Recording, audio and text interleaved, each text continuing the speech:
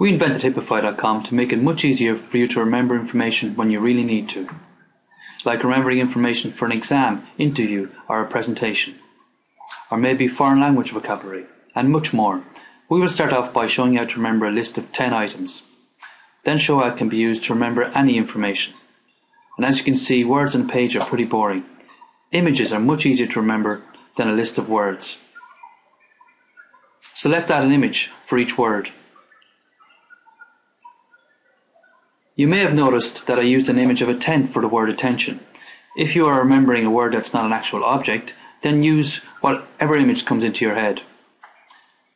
You may have pictured a toy soldier standing to attention, or a policeman saying stop, or maybe it reminds you of a school teacher. I use tent because it sounds like the word attention. Hippify.com makes it really easy to come up with an image for any word.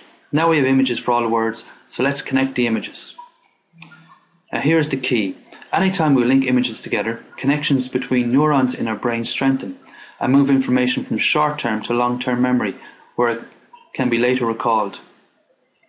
We've created a journey of connected images. Each image in the journey triggers the memory of a word. Our mind is much better at remembering images that are linked together.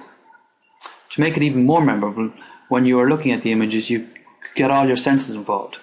You would think of the colour, smell, how would it feel like to touch it, what sounds would they make, what did it taste like. This way it's difficult to forget the journey of images.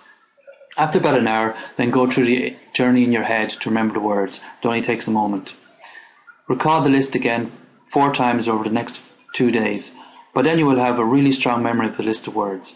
So to remember a list of words, add them to Hippify.com, and from the words create a journey of connected images. The amazing thing is you can add many words to the list. In fact, your mind is almost limitless in the number of linked images you can remember. So what if you want to remember something like a song, poem or speech? You can copy the text straight into Hippify.